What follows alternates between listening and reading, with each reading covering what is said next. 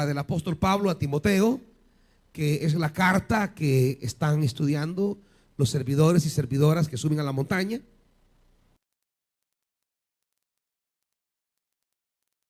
Y en el mensaje primero de esta mañana, la palabra de Dios nos apuntaba y nos señalaba sobre, diríamos, las características que hacen legítimo a un hijo de Dios.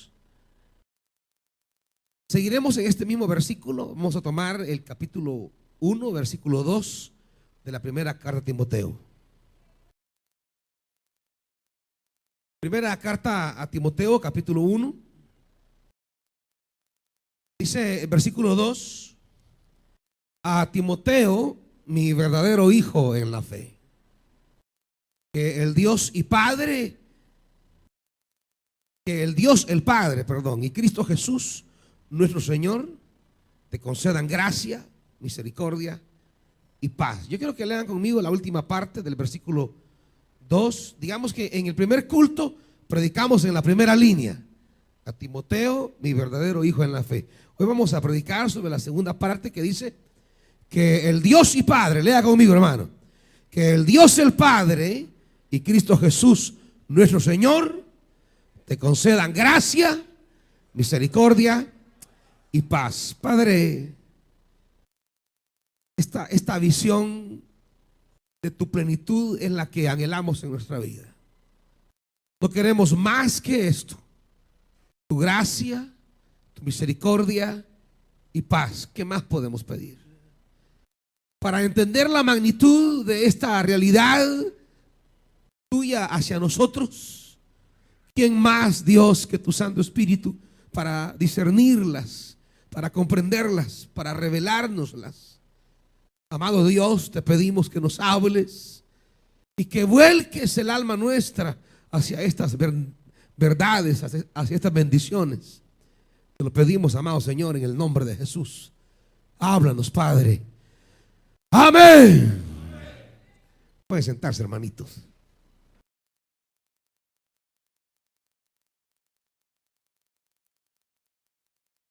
Decía que en la primera línea fue el sermón de la mañana. La palabra de Dios nos llegó en la mañana sobre la primera frase: a Timoteo, mi verdadero hijo en la fe.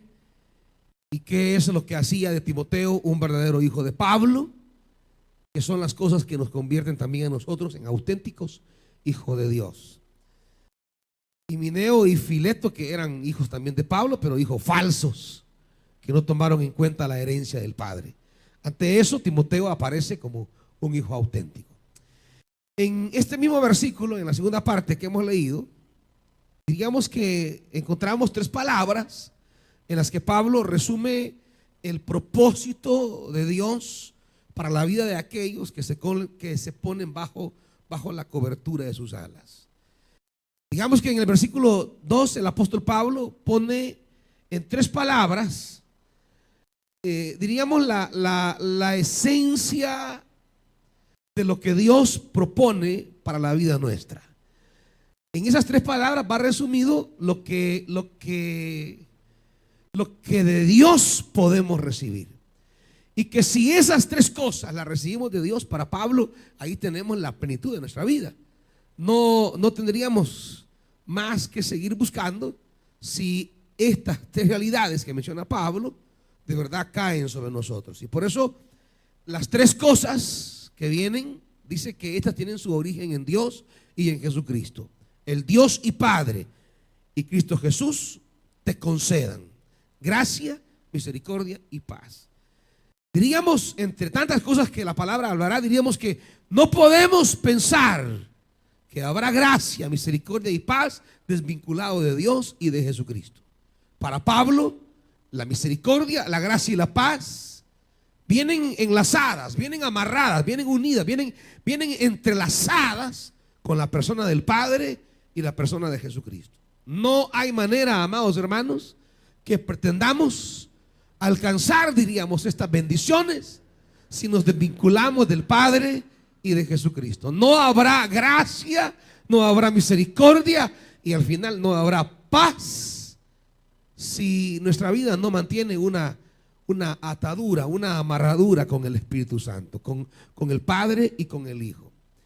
Y será inútil pretender al final hallar paz, hallar las bendiciones, si no mantenemos una vida ligada a Dios. Para Pablo, de entrada, estas realidades que anhelamos, que deseamos, vienen de parte de Dios. Por eso no hay paz para el necio, dice la Biblia. No hay paz, no hay posibilidad que el ser humano experimente plenitud lejos de Dios. Esta es como la premisa inicial que vamos a entender si queremos alcanzar en el 2014 lo que de Dios hay para nosotros. No es posible alcanzarlo si no estamos amarrados a Dios, hermanitos. Las mejores cosas que anhelamos, las mejores cosas que queremos, las mejores cosas que buscamos, estas se encuentran solamente en Dios. ¿Me van oyendo, hermanitos? No hay entonces participación en la plenitud de Dios si nos desvinculamos de ese Dios maravilloso. Es inútil pensar que vamos a estar bien si nos separamos de Dios. Es inútil pensar que tendremos un buen año. Esto de que feliz año, que próspero año, esto será un palabrerío nada más si no hay una vida apegada a Dios y a Jesucristo. Todo esto serán nada más buenos sentimientos, buenos deseos, pero no habrá realmente ninguna experiencia del poder y de la bendición de Dios si no estamos amarrados a Dios y a Jesucristo. Es lo que la Biblia dice, amados hermanos.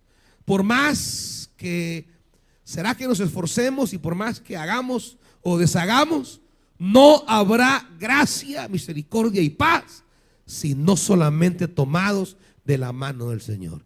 Dice la Biblia, ellos conceden, el Padre y Jesús te concedan, que el Padre y Jesús te concedan. Es decir, esto no viene por arte de magia, no viene por capacidades humanas, viene por concesión divina. La gracia, la misericordia y la paz viene por concesión divina. Es Dios quien la concede. Queremos un año lleno de la gracia, un año lleno de misericordia, un año lleno de paz. Esto es concesión de Dios. Esto no es construcción nuestra, es una entrega divina. Es un dar de Dios. ¿Y en qué está pensando Pablo cuando habla de gracia, paz y misericordia como concesión divina en nuestra vida? ¿De qué está pensando el apóstol Pablo? ¿Qué le quiere decir a Timoteo al respecto? Cuando le habla de esa gracia, de esa misericordia y de esa paz, ¿qué es la idea que le quiere transferir? ¿Cómo mira Pablo a Timoteo cuando le dice estas palabras son las que yo quiero que llenen tu vida? Será a lo largo del capítulo 1 y del capítulo 2 donde Pablo desglose el sentido de estas tres palabras. Y claro, él hablará de estas tres palabras a partir de lo que estas tres palabras han significado para él. ¿Me van siguiendo, hermanitos? Veamos entonces en el resto del capítulo 1, cuando él habla de la gracia, ¿de qué está hablando? Cuando habla de la misericordia, ¿de qué está hablando? Y cuando habla de la paz, ¿de qué está hablando? Versículo 12. Vamos a empezar con la gracia. Cuando Pablo anhela gracia para Timoteo, ¿de qué está hablando? Dice, doy gracias al que me fortalece, Cristo Jesús nuestro Señor, pues me consideró digno de confianza al ponerme a su ministerio. Aquí comienza a operar ya la gracia. Por eso él comienza a decir, doy gracias. ¿Me está viendo? En primer lugar, ¿por qué el apóstol Pablo no está diciendo que Dios me dio el ministerio porque soy digno, sino porque me consideró digno? No está diciendo que fue una diríamos, realidad humana que fue prerequisito para ser llamado al ministerio. No, no. Fue una decisión divina considerarme digno. Considerarme digno. No fue una acción que nace desde mi perfección moral. fue una acción que nace desde la gracia. Aquí comienza el apóstol Pablo a construir el sentido de la gracia para la vida humana. Dios lo tuvo por digno de confianza al ponerme ¿a qué? A su servicio, dice la NBI. ¿A ponerme en qué dice la Reina Valera? Poniéndome en el ministerio. Aquí comienza la gracia a construirse. La gracia es la iniciativa divina que parte de sí mismo para involucrarme en sus asuntos. La gracia es, diríamos, una iniciativa de Dios para incluirme en los propósitos de Dios. Y incluirme no a partir de nuestra diríamos idoneidad, no incluirnos a partir de nuestra meritoriedad. No, una iniciativa de Dios que nace de su puro amor. Es Él, y lo comenzará a decir Pablo más adelante, versículo 13, y aquí es donde se comprende la gracia. Anteriormente yo era, ¿qué, hermanos? Un blasfemo, un perseguidor, un insolente, dice la NBI. También la Reina Valera, ¿no? Un injuriador. Imagínense las credenciales que forman parte de la vida de Pablo. Y es que aquí es donde entra la gracia.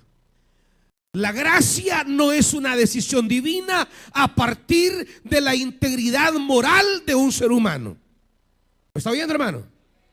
La gracia no es un premio de Dios para reconocer la moralidad de alguien. Por eso dice, me tuvo por digno de ponerme a su servicio. Me tuvo digno de confianza de ponerme a su servicio. Y dice él, me tuvo por digno porque realmente yo no lo era. Y aquí donde opera la gracia de Dios, donde Él aborda nuestra vida para atraerla a su propósito redentor, para ponernos a su servicio, no siendo merecedores. La gracia, diríamos, son los favores de Dios inmerecidos. La gracia es esa iniciativa bondadosa de Dios que nos corona de realidades que bendicen nuestra vida, las cuales no las merecemos. Y Pablo presenta sus credenciales. Yo era un blasfemo, un perseguidor y un insolente. Pero Dios tuvo misericordia de mí porque yo era un incrédulo y actuaba con ignorancia. Ya vamos a hablar de la misericordia. Estoy con la gracia. 14. Pero la gracia de nuestro Señor se derramó sobre mí con abundancia, junto con la fe y el amor que hay en Cristo Jesús. Se preguntará usted por qué el apóstol Pablo fue una persona siempre dispuesta a dar la vida por el Señor. Se preguntará usted de dónde sacaba Pablo esa entereza de carácter para aguantar, para soportar todo tipo de adversidad, tribulación, humillación, violencia. ¿De dónde es que sacaba siempre esa inspiración, esa entrega, esa fortaleza? Todo lo que se nos narra del apóstol Pablo y que tantas veces le he leído a usted en las cartas a los Corintios. ¿De dónde Pablo saca esa entereza, esa radicalidad, esa disposición de llegar a decir: yo solo tengo una cosa importante en mi vida, es conocer a Cristo y predicarlo, y si tengo que dar la vida por eso, pues lo doy? ¿De dónde cree usted que sacaba Pablo esa entereza? Pablo la sacaba de ese sentido profundo de la gracia de Dios que había en él. Para Pablo, cuando él recordaba el historial de su vida, cuando él recordaba, diríamos, su caminar, su pasado, cuando él recordaba su currículo vitae, el correr de la vida de él, y comenzaba a descubrir todo lo que este hombre había hecho y de cómo se había opuesto a Dios y a Jesucristo. Y de repente, de manera inexplicable, Dios toma la iniciativa de salir al paso y de cambiar el rumbo de su vida. Pablo dice, esa es la gracia de Dios. La gracia de Dios es que me concede el privilegio de privilegios. ¿Y cuál es? Ponerme a su servicio. ¿Me está oyendo, hermanito? Es que miren, amados hermanos, yo no sé por qué no entendemos. No sé por qué no entendemos que estar al servicio de Dios es el supremo privilegio de la existencia humana. Esa es la pirámide, la cúspide. Esa es la cima de la mayor dignidad que un ser humano pueda tener en esta vida. La mayor dignidad que podamos alcanzar es que nuestra vida esté al servicio de Dios. Es que al final para eso fue creada y al final para eso ha sido redimida. Por tanto, quien no entiende que la finalidad de la creación y la finalidad de la redención es que su vida sirva a los propósitos redentores de Dios, no ha entendido la obra de Dios. Quizá es parte de una iglesia, quizás es religioso de una iglesia, quizá asiste a una iglesia, quizá ha entrado en la dinámica eclesiástica, pero no ha entrado en la dimensión de descubrir cuál es el sentido fundamental para el que fuimos creados y redimidos: servir a Dios, poner nuestra vida para que los intereses de Dios, para que el plan de Dios, para que aquello que Dios quiere que se haga sobre la tierra se lleve a cabo, y decirle a Dios: aquí está mi vida, servirte es lo más importante. Eso es, hermanos, lo que siempre en la Biblia se entendió como lo supremo, que nuestra vida esté siendo útil. Imagínense ese misterio tremendo. Lo inútil puede ser útil. ¿Está oyendo eso? Es un misterio. Lo efímero, pasajero, puede hacerse eterno. Lo bajo puede hacerse alto. Ese es un misterio, hermanos. Es un misterio del cual Dios nos ha querido hacer partícipes. Y ese cambio de realidad, de situación o de condición se da en la medida que participamos. Si somos efímeros, ¿de dónde vendrá nuestra eternidad? En la medida que participamos de lo eterno. ¿Y quién es el eterno? Dios. ¿Qué es lo eterno? Su reino. Entonces, en la medida que nosotros, efímeros, pasajeros, que hoy somos y mañana ya no somos, tenemos una posibilidad de eternidad, es en la medida que llegamos a ser parte de ese Dios eterno y de sus designios eternos. Es decir, en la medida que mi transitoriedad, que estos años pocos que viva sobre la tierra puedan disfrutar y alcanzar eternidad, es en la medida que participamos de las cosas eternas. No esté creyendo, hermanito, que usted es para siempre. Ese cuerpo que tanto cuida, que tanto viste, que tanto perfuma, que tanto baña, que tanto arregla, un día serán los puros huesos. Un día la tierra se los va a tragar. ¿Me está oyendo? Mira, ahí donde lo entierren, quizás de aquí en 300 años ahí van a hacer un edificio y sus huesos van por gusto. Ahora, ¿qué chance tenemos que esa transitoriedad de nuestra vida pueda participar de la eternidad de Dios? Solamente, hermanitos, si mientras vivimos servimos al Señor. Es lo único. Porque el Señor dijo: el que me sirva y me siga estará ahí donde yo esté. ¿Me está oyendo? Por eso dice Juan, vea Juan por favor rápido conmigo. Dice Juan 12.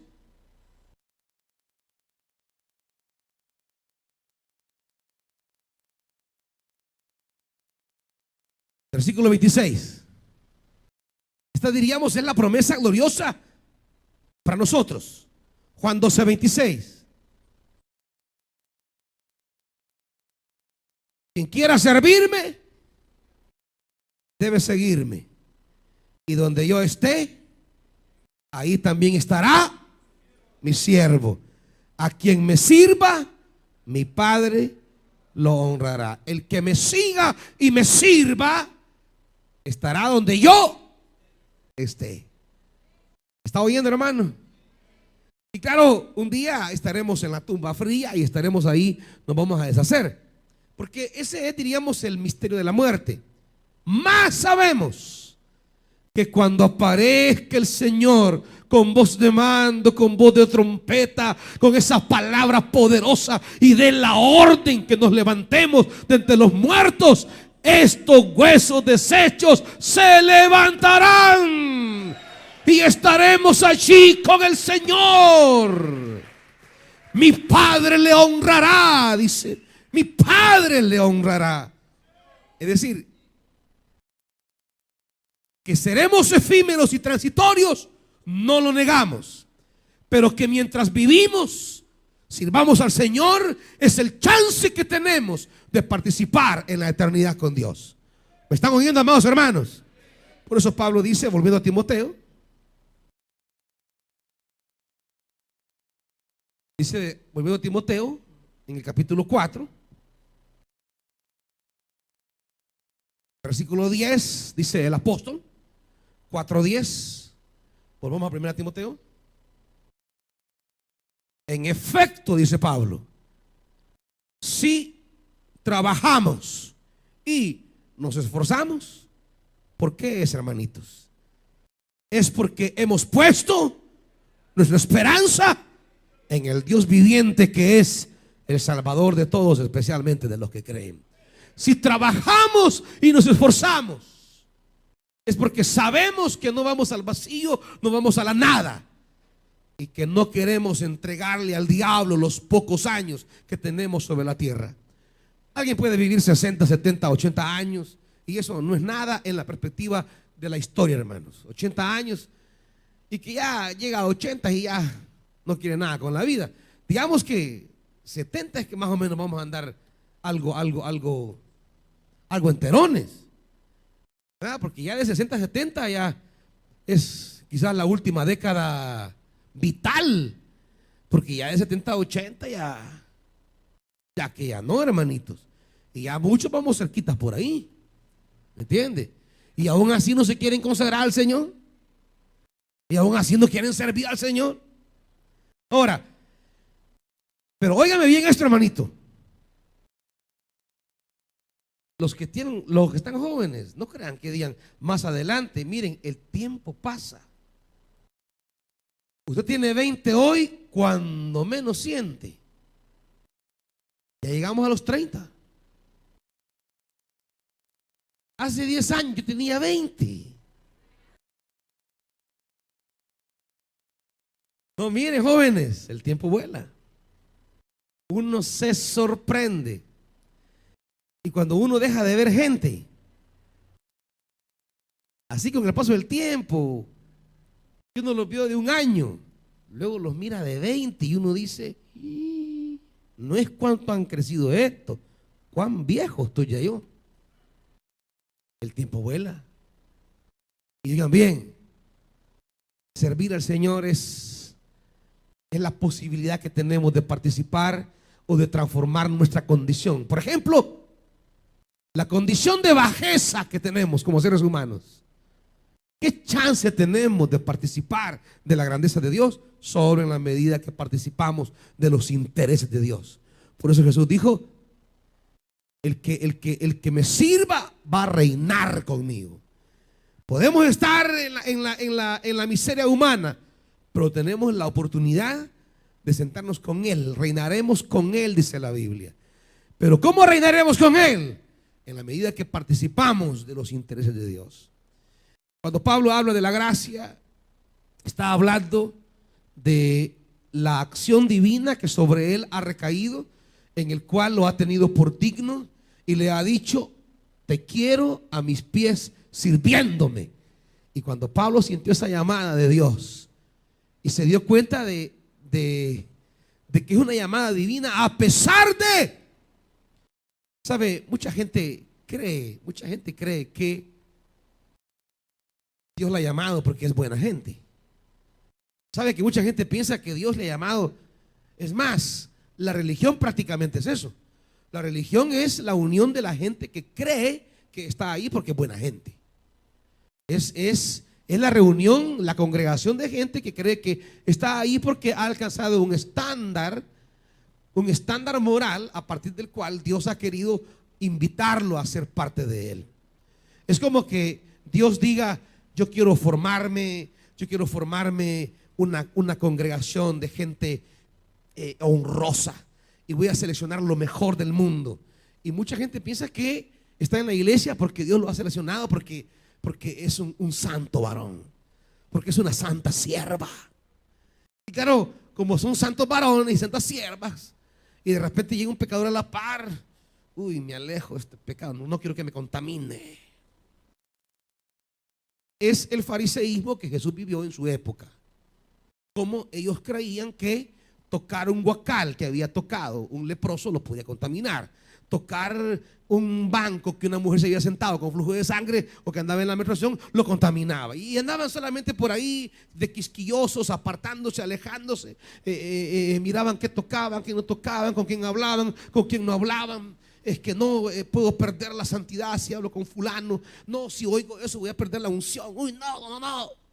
Y andan con su actitud, diríamos, de recelo constante, pensando que están allí porque Dios ha visto su buena moralidad y a partir de esa buena moralidad lo ha llamado al santo ministerio. Quiero decirles, amados hermanos, que no nos ha llamado porque seamos santos, nos ha llamado para llegar a ser santos. ¿Está viendo? Nos ha llamado para que la experiencia de la gracia de Dios provoque en nosotros un sentido de entrega y de querer agradar a Dios todos los días de nuestra vida. La gracia de Dios es la experiencia de que no merezco. Mire, la conciencia que no merecemos lo que Dios me ha dado nos hace decirle a Dios: aquí estoy, dime qué quieres de mí, dónde, cuándo y cómo, solo dime. Y ahí vamos. La experiencia de la gracia de Dios nos hace, amados hermanos, que nuestra vida sea deudora solamente a Dios. La experiencia de la gracia de Dios nos hace deudores de Dios. Sabemos que nuestra vida no tiene más significado ahora si no es ir en la dirección del Dios que nos ha bañado con su gracia. La gracia es la invitación divina a participar de su bendición, a participar de su ministerio, de ponernos a su servicio. Y cuando hemos aceptado la llamada y caminamos con Dios, no encontramos otra manera ya de vivir nuestra vida si no es sirviendo.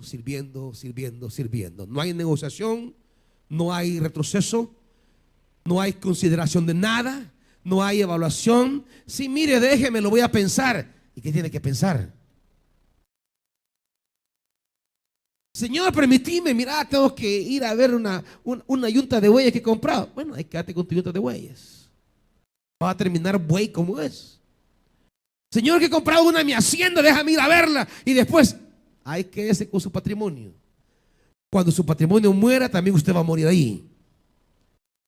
Que mira, Señor, me acabo de casar y va, ahí quédese con su mujer. Cuando se le vaya con otro, ahí se va a quedar chillando también usted. Es decir, que es lo que plantea Jesús de lo que la gente le decía cuando él le decía: sígame. Porque si la llamada al seguimiento no es una respuesta espontánea y agradecida, no, hermanitos, creemos entonces que le estamos haciendo un favor a Dios.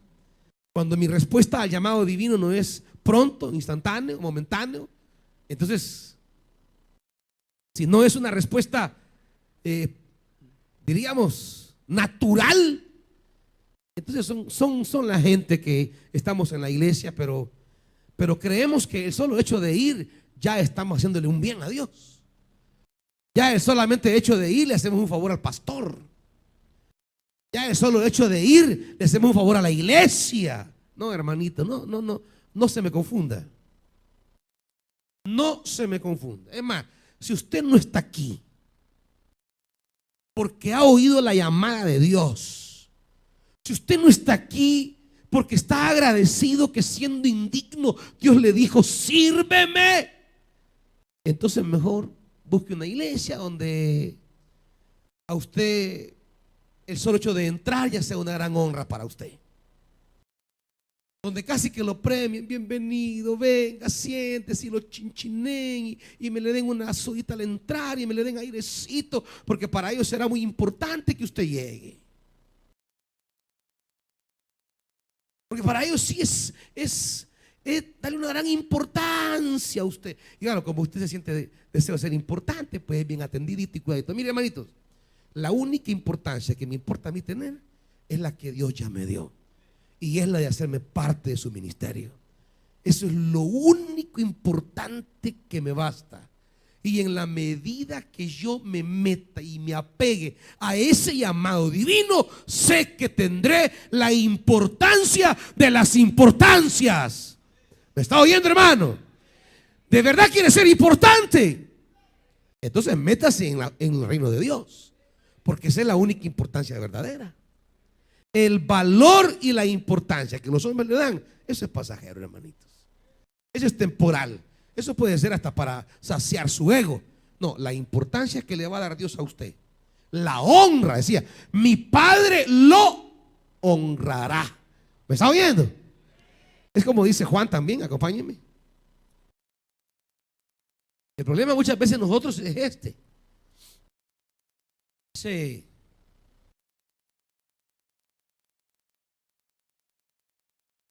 Jesús está hablando y dice, capítulo 12, si no mal recuerdo, dice el capítulo 12, capítulo 42, 12:42. Si ya en el 26 dice, a quien me sirva, mi Padre lo honrará. 42 dice, sin embargo, muchos de ellos creyeron, incluso de entre los jefes, pero no lo confesaban porque temían que los fariseos los expulsaran de la sinagoga. ¿Por qué, hermanitos?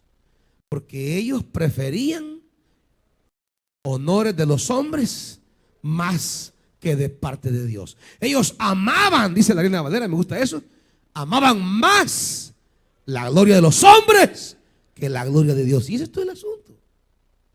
Tenían miedo que lo echaran de la sinagoga porque ellos amaban más la gloria de los hombres que la gloria de Dios.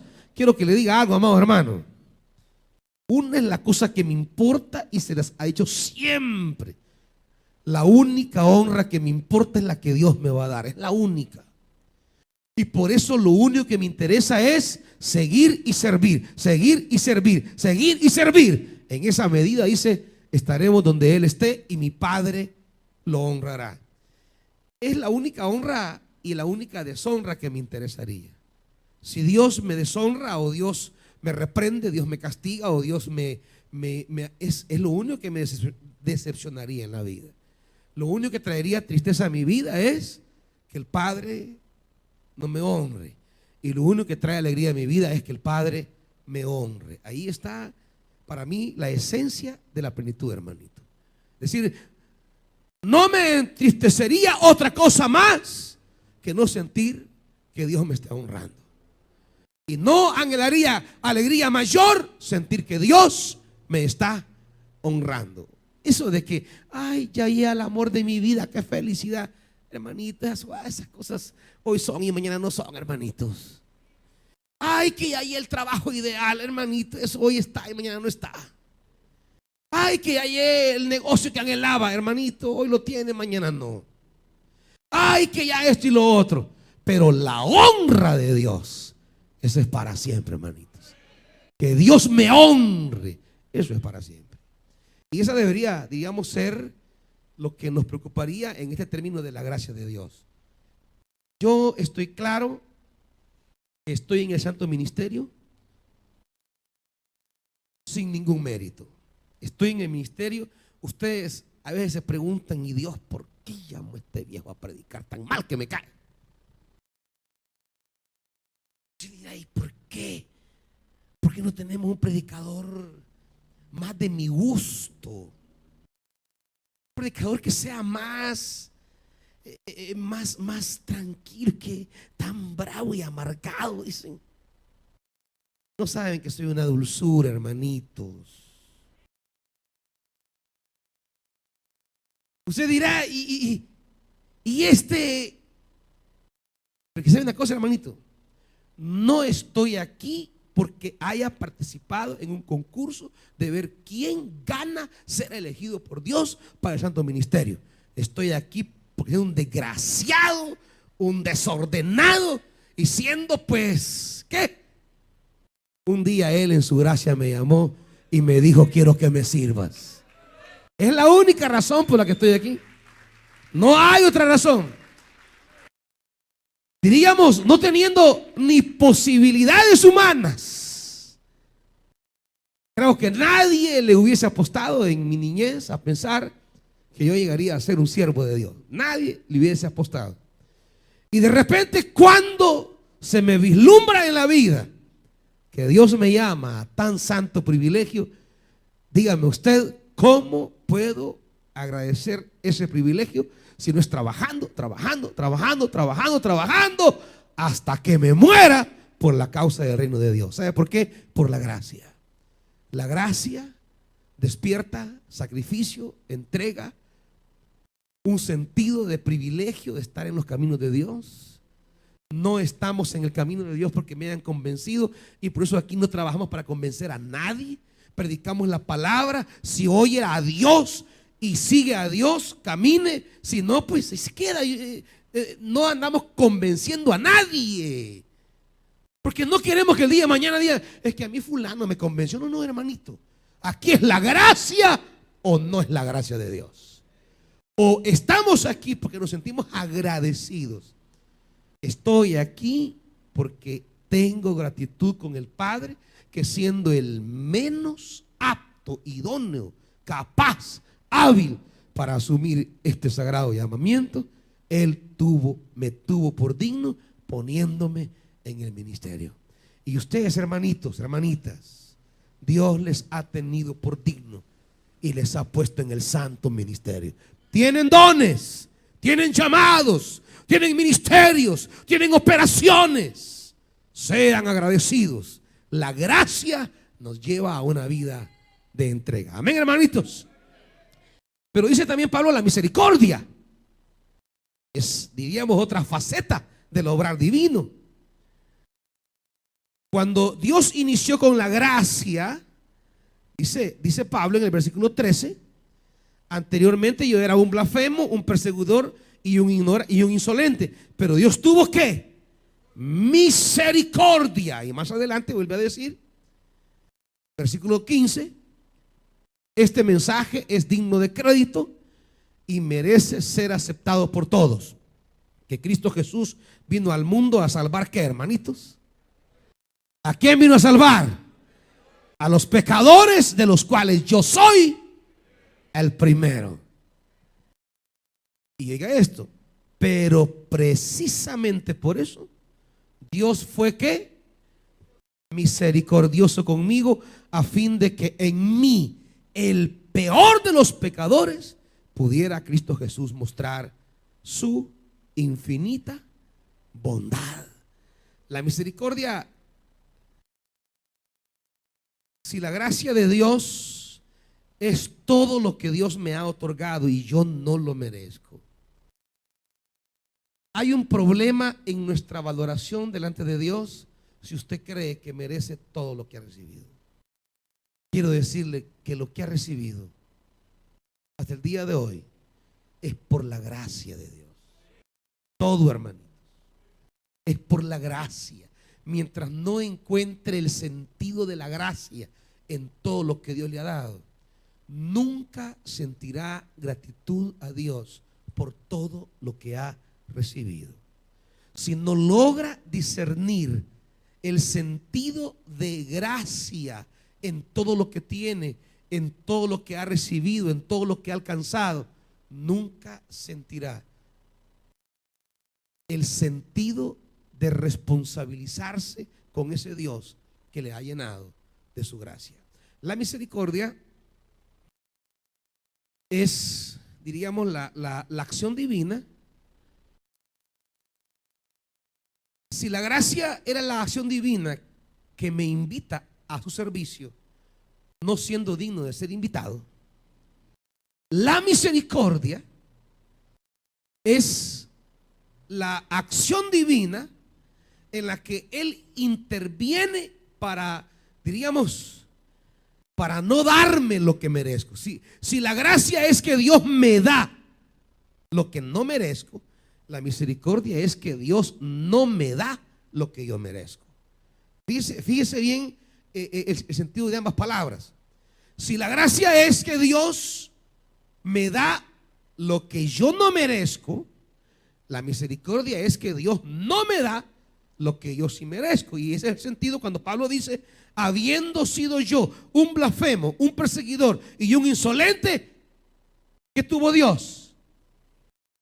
¿Por qué? Porque siendo yo perseguidor, insolente, blasfemo, ¿qué merezco? ¿Qué merecía Pablo? ¿Qué merecía Pablo? Que Dios le pasara la guillotina. Este blasfema contra mi nombre, aplástenlo. Que este persigue a mis siervos y mis siervas, aplástenlo. Si este Pablo participó en la muerte de Esteban, él era el coordinador de ese ministerio Matacristianos. Él era el coordinador general del ministerio Matando Cristianos. Ahora, ¿qué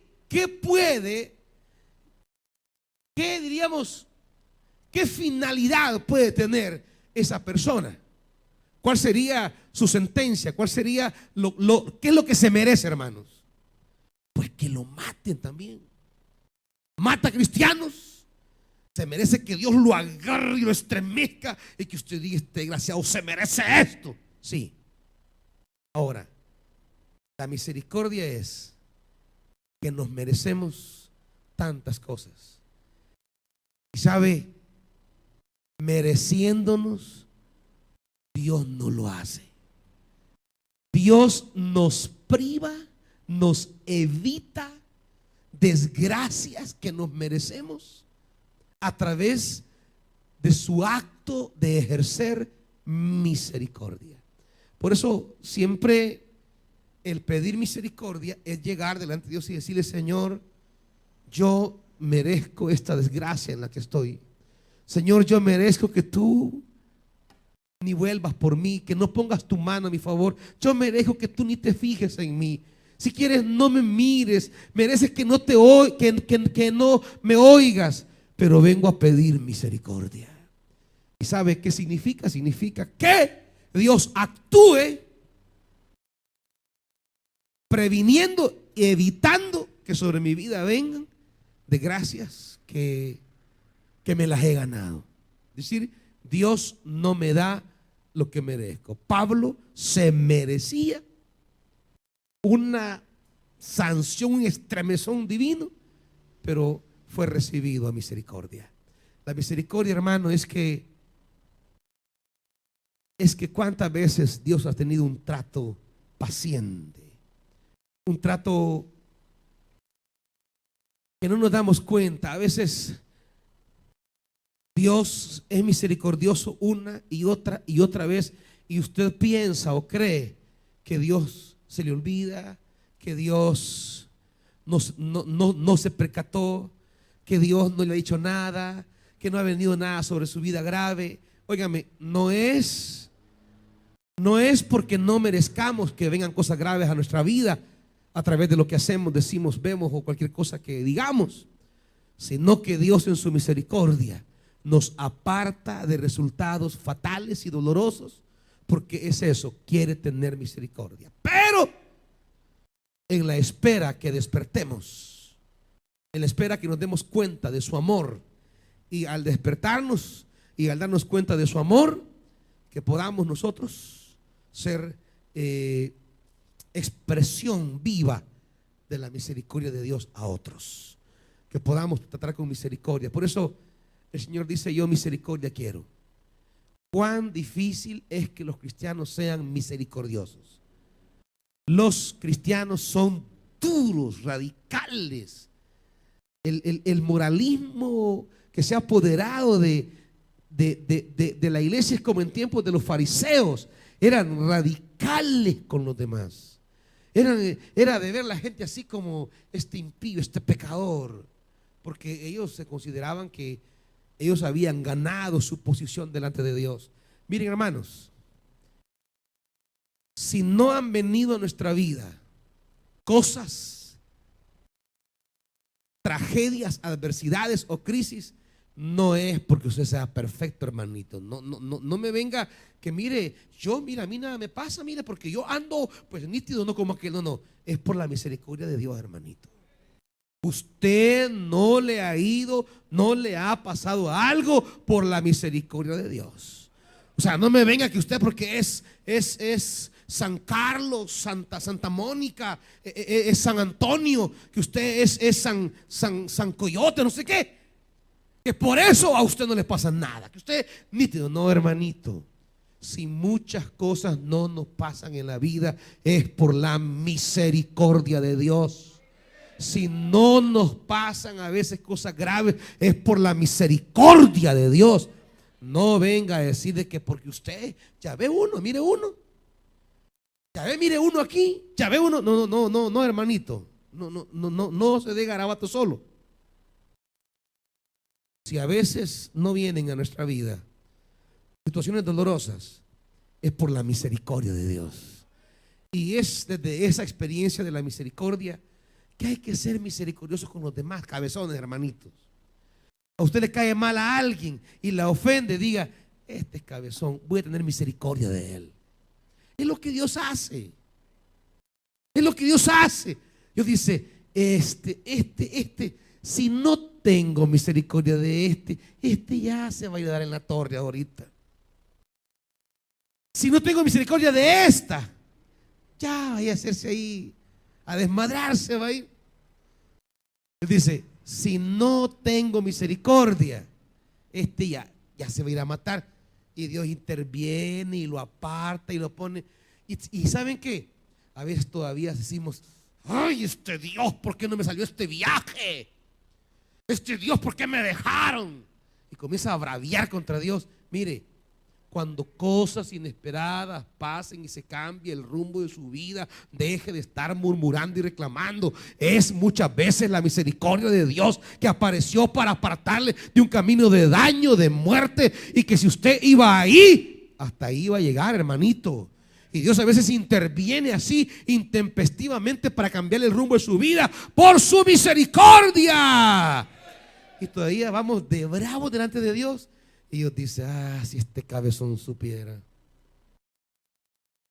si esta cabezona supiera que le aparté de ese viaje porque le iba a ir mal, que no la puse en ese trabajo porque no le iba a ir bien. Cuando usted ve a gente que le exaspera, que la saca de quicio, diga: voy a tener misericordia con este cabezón. Tendré misericordia con esta cabezona, diga usted. No diga. ¿Cuántas cosas pueden cambiar? Por eso dice Mateo, y vamos a ir cerrando aquí, hermanitos. Dice Mateo, cuando Jesús habla de la esencia de lo que Él quiere a nuestra vida.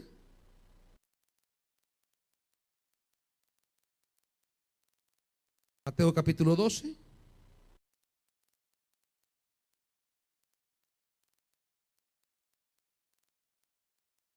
Cuando los fariseos reclaman porque los discípulos comen trigo en día sábado.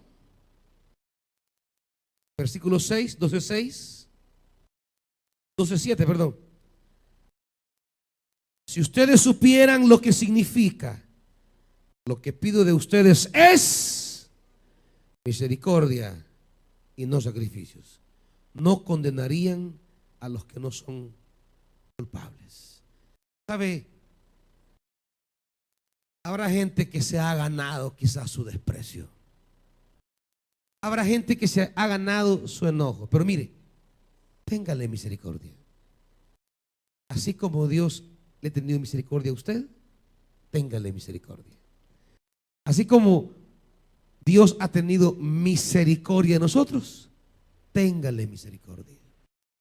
Y tenerle misericordia significa que usted no lo va a tratar verdaderamente como se merece porque es un desgraciado que le ha hecho daño, sino que lo va a tratar con misericordia.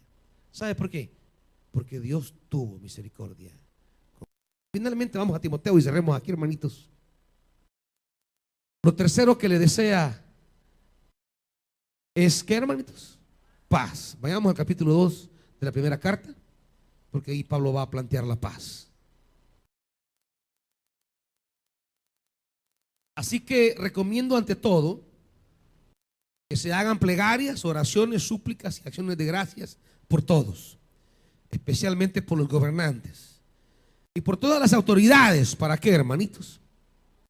Para que tengamos paz y tranquilidad y llevemos una vida piadosa y digna. Esto es bueno y agradable a Dios nuestro Salvador, pues Él quiere que todos sean salvos y lleguen a conocer la verdad.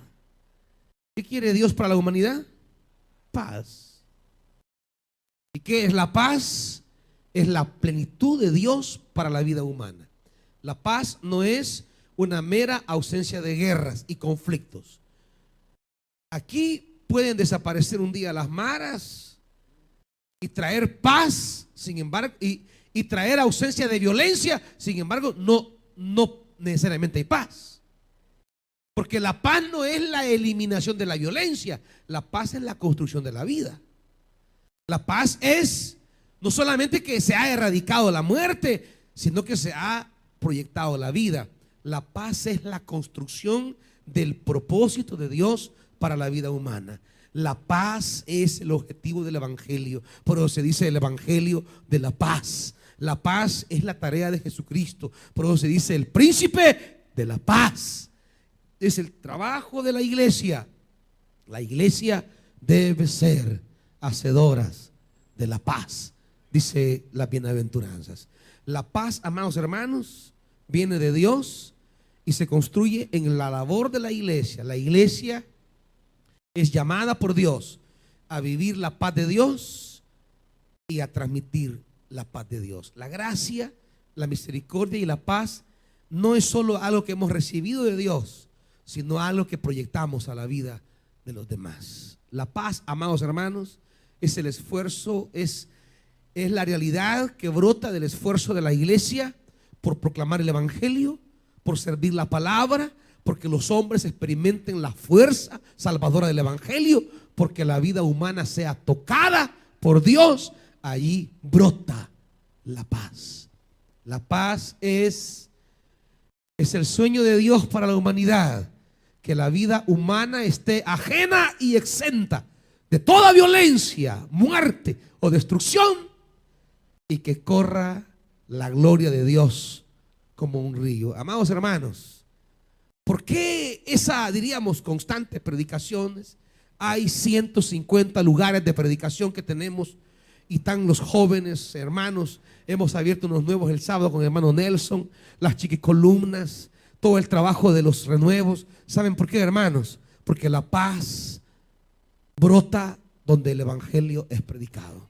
La paz brota donde el Espíritu Santo es derramado. Por eso la tarea que como iglesia hacemos es proclamar la palabra, proclamar la palabra, proclamar la palabra, una y otra, una y otra, una y otra, porque en la palabra de Dios se construye la paz que tanto deseamos.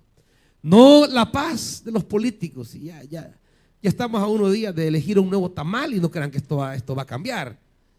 Estamos a unos días de elegir al nuevo que va a estar tamaleando en El Salvador, pero no crean que esto será transformado por hombres y mujeres que viviendo en la paz de Dios transmitan esa paz por el evangelio. Pónganse de pie, amados hermanos. Por eso dice Pablo, trabajamos y nos esforzamos Porque sabemos que la iglesia es la sal de la tierra, es la luz del mundo. Si no participamos activamente, si no trabajamos y nos esforzamos, si dejamos de ser cristianos solo de pantalla y de verdad trabajamos y nos esforzamos, trabajamos y nos esforzamos, trabajamos y nos esforzamos, entonces, amados hermanos, este mundo tiene una oportunidad.